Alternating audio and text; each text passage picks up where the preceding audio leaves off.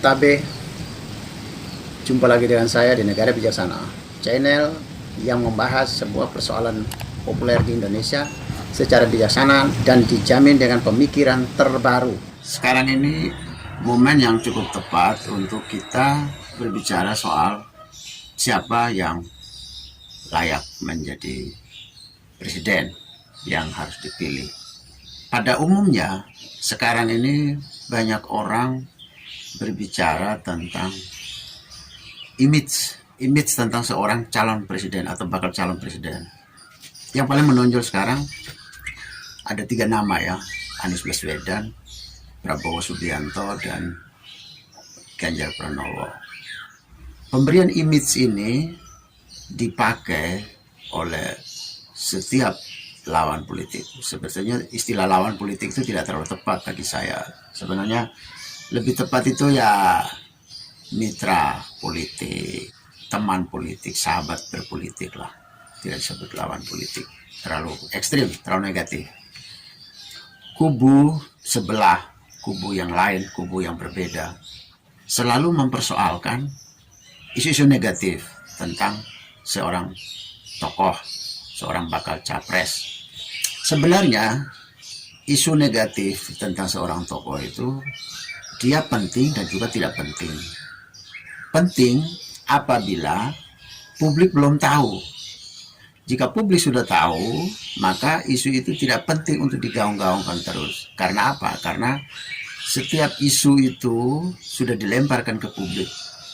Publik pasti sudah memiliki sikap, respon. Saya suka, tidak suka dengan orang ini. Jika itu dia sudah memberi sikap, maka isu itu sudah tidak relevan untuk dibicarakan secara terus-menerus, tidak relevan lagi. Satu contoh ya, setiap mau pemilihan presiden, setiap mau mencalonkan calon presiden, itu tokoh-tokoh yang bakal menjadi populer, bakal peluang menjadi capres, itu selalu terkena tembakan-tembakan liar ya, yang akan menciptakan image seorang. Contoh, dari pemilu ke pemilu selama era reformasi, selama Gerindra berdiri dengan Prabowo sebagai man of Gerindranya, selalu dibunyikan tentang pelanggaran hak, pelanggaran HAM, penculikan aktivis, tentang bahaya kemunculan cendana, bangkitnya cendana atau orde baru begitulah. Terus Ganjar mulai dimunculkan sebagai image negatifnya penyuka film porno. Terus ada yang membunyikan tentang keterlibatannya dalam korupsi IKTP.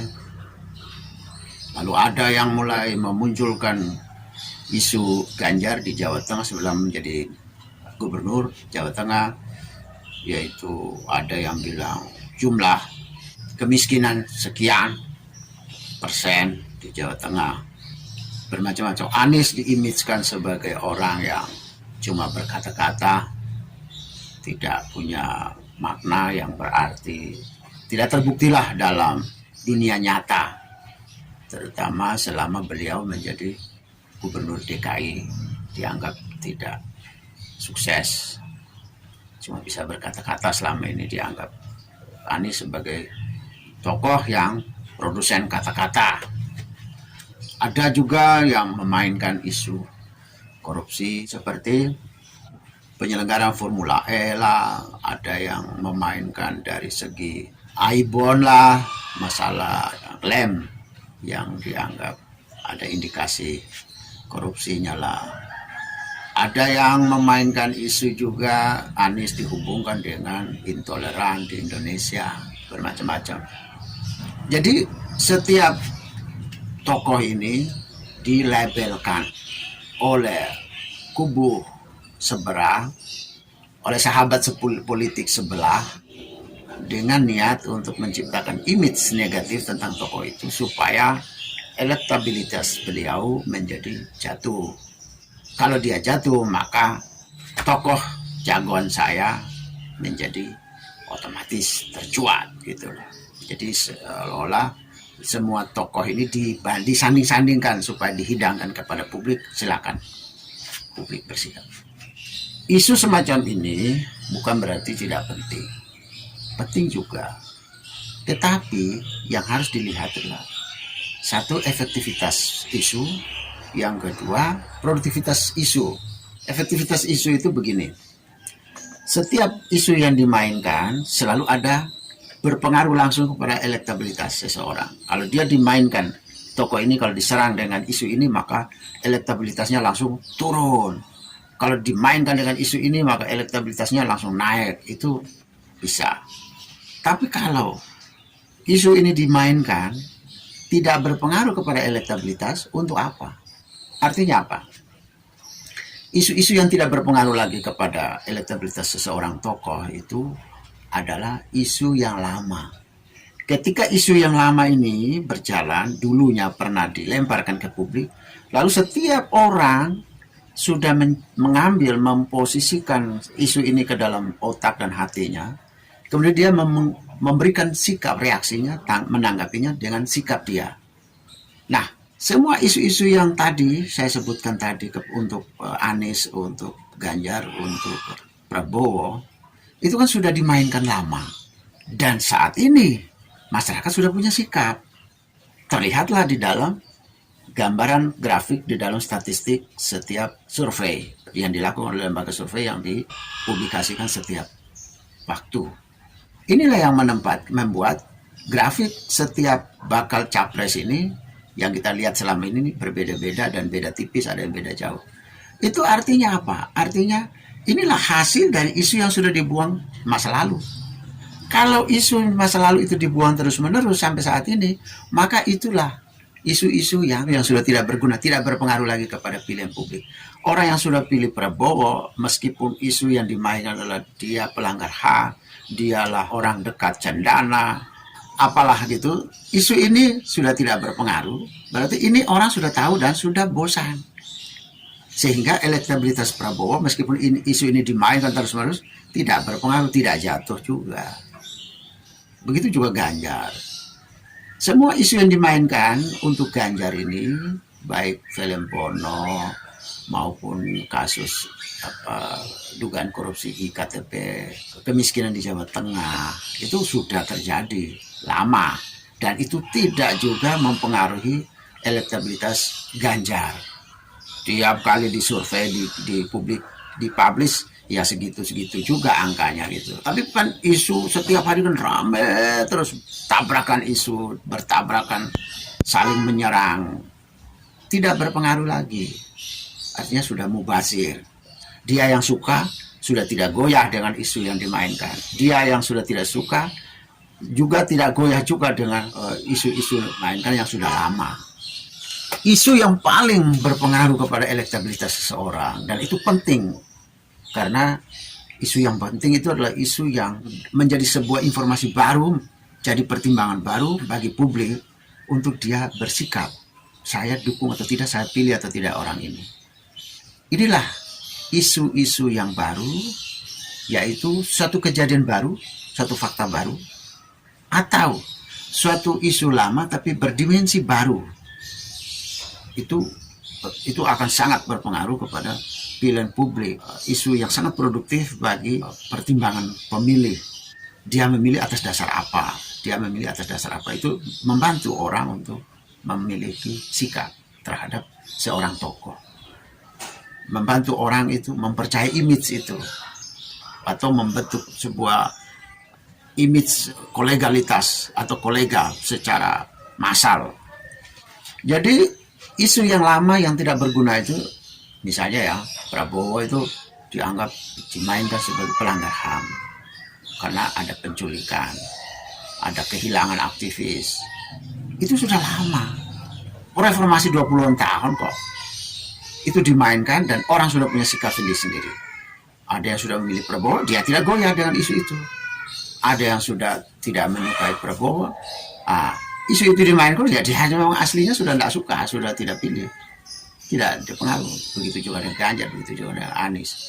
Jadi isu lama dengan dimensi yang lama juga sudah tidak produktif untuk dibicarakan kembali, untuk dimainkan. Nah, mainkanlah satu isu lama yang berdimensi baru. Isu lama yang berdimensi baru itu misalnya begini ya.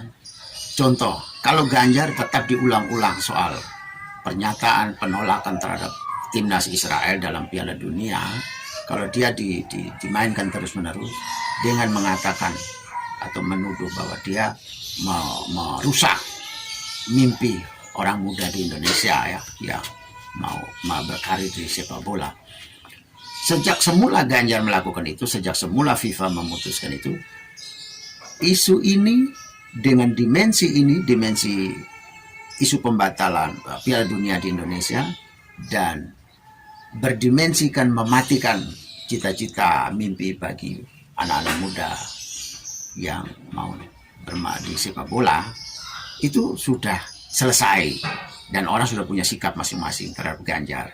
Ada yang sudah tidak mendukung Ganjar, ada yang tetap mendukung Ganjar, sudah selesai. Kalau mau memainkan isu lama harus berdimensi baru, bukan lagi mengulang-ulang dimensi lama, yaitu dimensi tentang mimpi beberapa orang anak Indonesia, pemuda Indonesia untuk menjadi pemain sepak bola.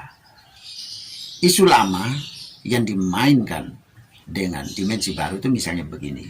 Penolakan Ganjar itu menunjukkan bahwa dia tidak memahami bahwa ketika dia sudah menjadi pejabat publik, maka dia tidak bisa lagi berbicara atas nama atau berdasarkan kepentingan isu politik PDIP, sikap PDIP.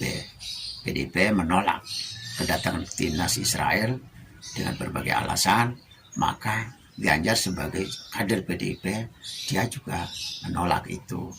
Maka di sini menunjukkan bahwa Ganjar tidak memahami antara posisi sebagai kader partai dengan posisi sebagai pejabat publik. Itu sudah sikapnya bisa berbeda, pemikiran bisa berbeda, orientasinya harus berbeda, dimensi yang dipikirkan juga harus berbeda. Ketika ini menunjukkan bahwa Ganjar tidak bisa memberi peran yang pasti tentang dia sebagai pejabat publik dan dia sebagai kader partai. Kalau isu ini dimainkan, maka ini adalah satu dimensi baru. Atau misalnya yang dimainkan adalah penolakan Ganjar itu, atau suara Ganjar itu menunjukkan bahwa Ganjar tidak memahami bahwa yang berbicara di level dunia atas nama negara itu adalah pemimpin tertinggi, yaitu Presiden Jokowi, bukan seorang bawahan Jokowi, bukan seorang pejabat daerah, bukan.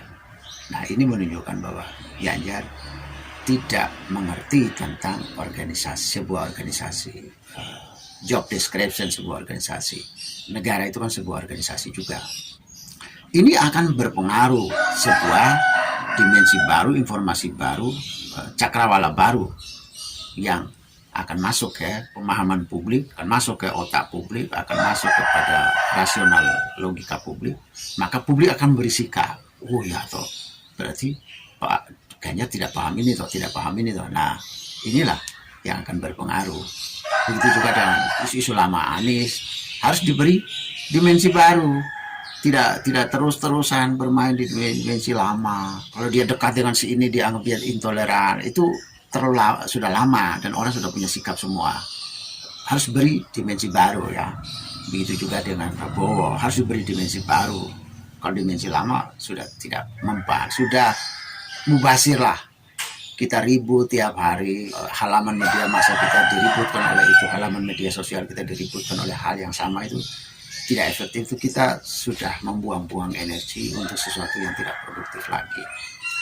Yang perlu dimainkan juga itu adalah, yang berpengaruh juga itu adalah, kita tidak boleh hanya menyampaikan data yang tidak bermanfaat, data yang tidak punya gambaran yang luas dan mendalam. Misalnya begini ya, data yang tidak punya gambaran luas dan mendalam itu misalnya seberapa persen kemiskinan yang tertinggal di Jawa Tengah sekarang. Kalau itu diklaim sebagai untuk menjatuhkan Ganjar, kalau dia masih punya berapa, misalnya 20% atau 16% orang miskin di Jawa Tengah, dianggap Ganjar gagal. Jadi kembali lagi ya, ini kita cara membaca angka untuk menyelami cara melihat masalah, persoalan. Angka yang tertera di atas tuh ada persoalan apa di dalamnya ini. Kalau angka yang tertera adalah 16% orang miskin di Jawa Tengah misalnya ya, berapa persennya saya nggak tahu persis, nanti saya carikan referensinya ya. Angka ini kalau kita bicara tentang angka kemiskinan, di mana ada daerah yang tidak ada angka kemiskinan? Kapan negara Indonesia yang tidak pernah ada kemiskinan? Yang 0% itu nggak ada. Nggak ada. Tidak pernah terjadi, tidak pernah ada. Semua daerah, negara ini dari awal dia berdiri sampai sekarang, tidak pernah ada yang namanya tidak ada kemiskinan, itu tidak ada. Kalau seperti ini, maka untuk apa? Maka apa gunanya kita memainkan isu ada berapa persen kemiskinan di Jawa Tengah, Ganjar? Ada berapa persen kemiskinan di DKI? Nanti untuk menyudutkan Anies Baswedan ya. Atau membandingkan Anies di Jakarta tinggal misalnya ya tinggal 10%, di Jawa Tengah 16%, berarti Anies lebih hebat. Bukan begitu. Atau Ganjar kalah prestasi dibanding Anies, bukan begitu. Cara membaca data itu tidak begitu. Cara membaca data itu angka yang muncul kita bisa mengungkapkan, menyelamkan jauh lebih dalam apa yang terjadi di dalam, apa yang ada tersembunyi di dalam. Saya ambil contoh begini ya. Kalau kita melihat kemiskinan di Jawa Tengah misalnya adalah 16% di Jawa Tengah, dan kita langsung menghakimi itu sebagai satu keburukan, satu prestasi buruk dari seorang Ganjar Pranowo, maka itu tidak logis, tidak fair, tidak jujur juga. Yang mau jujur yang fair itu begini, setelah kita menonjolkan angka kemiskinan terjadi di Jawa Tengah, maka kita mulai buka. Memangnya ketika Ganjar belum menjadi gubernur, berapa persen kemiskinan di sana? Bandingkan antara sebelum Ganjar memimpin Jawa Tengah dengan setelah atau selama Ganjar memimpin Jawa Tengah. Ada berapa persen? Maka yang dilihat adalah lonjakannya atau turunnya berapa persen. Lonjaknya berapa, turunnya berapa. Misalnya ya, kalau Ganjar sekarang misalnya 16% kemiskinan, terus tadinya adalah 20%, maka 16% itu bukan berarti aib. Sebab apa? Dari 20% ke 16% Jawa Tengah, berarti 4% turun. Itu prestasi Ganjar. Jadi prestasi Ganjar itu dihitung dari 4%-nya, bukan kejelekan, kegagalan prestasi Ganjar itu dilihat dari 16%-nya, bukan. Turun atau naik, turun berapa persen, naik berapa persen. Nah, disinilah bandingkanlah di DKI Anies naik berapa persen, turun berapa persen. Itu yang paling penting, cara mengevaluasi, cara menilai sebuah kinerja seseorang atau seorang pejabat publik. Jadi saya berharap jangan lagi bicara soal berapa persen kemiskinan di Jawa Tengah selama dalam Ganjar memimpin, tapi bandingkanlah berapa persen ketika Ganjar belum memimpin dan selama Ganjar memimpin. Lalu fair juga bandingkan dengan Anies di tempat lain, Anies di DKI. Saat Anies memimpin berapa persen kemiskinan di DKI, saat Anies sebelum memimpin berapa persen, bandingkanlah.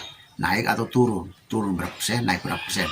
Naik atau turun ini bandingkan dengan kenaikan yang ada di Ganjar dan kenaikan yang ada di Anies, atau penurunan yang ada di Ganjar dan penurunan yang ada di Anies berapa persen. Disinilah yang harus dibandingkan logika statistiknya, bukan angka-angka mati, bukan angka yang bisa diolah, hasil olahan angka baru, olahan ini, olah itu, olah ini, ada itu, jadilah inilah persoalan yang sesungguhnya ada di dalam, yang tidak terlihat di atas permukaan tapi ada sebenarnya. Inilah eksplorasi yang produktif, yang berguna bagi pemilih, pencerdasan pemilih, supaya pemilih tidak salah memilih, supaya pemilih tidak salah menyimpulkan. Begitu juga mereka yang mengkanter ya, membantah, misalnya Ganjar dihubungkan dengan film porno.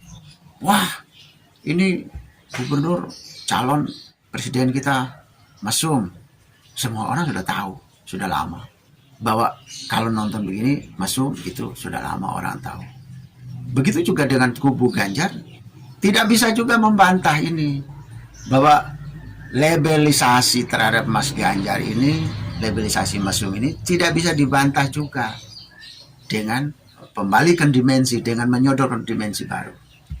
Sehingga pendidikan publik itu belum berubah. Ada yang mempercayai ini masuk, ada yang tidak mempercayai. Yang mempercayai dia sudah punya sikap. Yang perlu ditonjolkan misalnya dalam hal counter isu atau counter image itu begini, misalnya begini. Dia melihat, dia menonton film porno. Tapi misinya apa?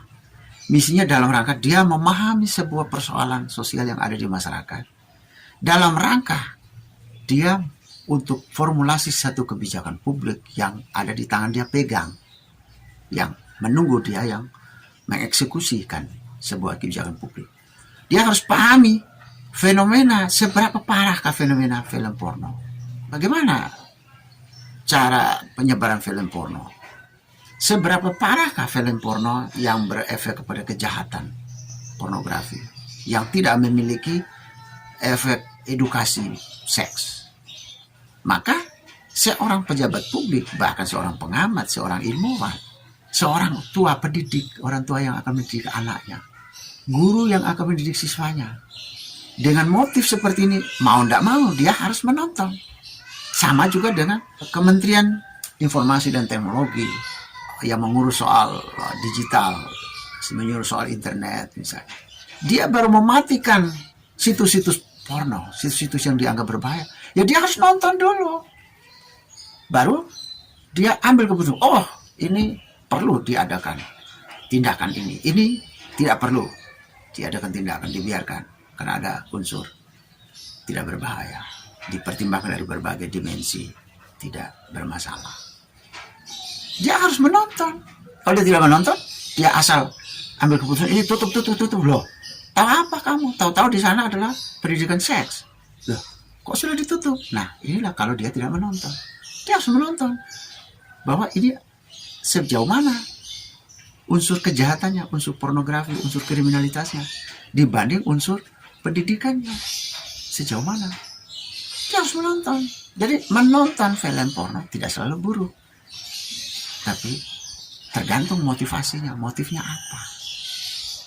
Jadi eksplorasi cara memainkan isu-isu yang dimainkan di Indonesia, setiap ada pilkada, ada pilpres, ada pemilu di Indonesia, itu serang menyerang antar kubu terhadap seorang tokoh. Itu banyak sekali serangan-serangan yang tidak berguna, serangan-serangan yang tidak efektif, serangan-serangan yang tidak mencerdaskan publik, asal bunyi yang orang sudah tahu, dibunyikan berulang-ulang, dan orang sudah ambil sikap, tidak mempengaruhi sikap orang lagi, tidak mempengaruhi elektabilitas lagi sebenarnya. Terus dimainkan, kan mubazir. Ada dimensi-dimensi baru yang harus dilihat terhadap sebuah isu lama, malah tidak muncul. Padahal itulah memunculkan dimensi baru, itu yang membantu masyarakat untuk bersikap terhadap seorang tokoh, membantu orang dalam memilih. Berikut lagi yang paling penting itu adalah segera memainkan isu baru, hal yang baru terjadi. Ini yang bisa mengubah. Satu contoh ya, Maret 2023 tadinya kan elektabilitas Ganjar kan tinggi, paling dominan lah di Indonesia untuk berbagai tokoh. Itu kan citra Ganjar kan bagus semua, bagus ya. Kecuali citra yang negatif itu, kecuali dia diisukan, dianggap ada kaitan dengan isu korupsi, iktp, ada kaitan dengan isu apa lagi. Tapi kan posisi statistik elektabilitas Ganjar kan sudah terjadi nih, 30-an atau 40-an% sudah, 20-an% sudah terjadi selama ini. Tiba-tiba di bulan Maret terjadilah insiden penolakan timnas Israel dan FIFA langsung memutuskan untuk pembatalan Piala Dunia di Indonesia. Inilah isu baru yang langsung bertebaran di publik dan publik langsung bersikap. Akhirnya elektabilitas Ganjar pasca penolakan itu timnas Israel, pasca pembatalan Piala Dunia di Indonesia, Ganjar langsung turun signifikan 6-8% di berbagai lembaga survei. Ini artinya apa? Artinya hanya sebuah insiden baru, sebuah kejadian baru, sebuah fakta baru yang paling efektif untuk dilemparkan ke publik, berpengaruh terhadap sikap publik terhadap seorang tokoh. Jadi hanya isu lama yang berdimensikan baru, yang diberi muatan baru, dimensi baru, cakrawala baru, cara pandang baru, itu yang berpengaruh. Yang kedua, isu baru terjadi, satu fakta baru, satu kejadian baru, satu insiden baru, itu yang berguna. Jadi hanya ada dua ya, isu lama yang berdimensi baru atau bercakrawala baru atau bercara pandang baru, dan isu baru dilempar yang baru terjadi, insiden baru, kejadian baru, fakta baru. Sekian lama kita begitu ribut dengan saling serang, saling mendiskusikan, saling menonjolkan tokoh, saling meruntuhkan nama baik seorang tokoh, image seorang tokoh. Tidak produktif. Habis-habiskan energi, habis-habiskan waktu, habis-habiskan kuota, pulsa yang tidak punya pengaruh terhadap elektabilitas. Nah, ini tadi kan terjadi di negara Indonesia menjelang pemilu dan selama pemilu di Indonesia. Kalau menjelang pemilu dan terjadi di negara bijaksana, isu lama tidak akan dimainkan berkali-kali. Kedua, isu lama yang dimainkan hanyalah isu lama yang diberi dimensi baru, diberi pandangan baru. Dan yang berikut adalah isu terbaru, kejadian terbaru, insiden terbaru yang harus dilemparkan ke publik supaya publik segera memberi sikap, publik segera mencerna, segera membuat apresiasi. Jika Anda setuju dengan saya, Anda seide dengan saya, berarti kita berada pada satu perjuangan yang sama, yaitu ingin melihat Indonesia menjadi lebih baik, Indonesia menjadi negara yang bijaksana yang kita impikan. Caranya adalah dengan Anda memberi dukungan dan berpartisipasi dalam channel ini. Subscribe di bawah channel ini, bunyikan lonceng di sampingnya untuk menunjukkan Anda berlangganan secara gratis, dan ada pemberitahuan setiap kali saya mengirim edisi baru. Dan jika Anda setuju dengan ide ini, jangan lupa bagikan ke semua relasi Anda. Terima kasih.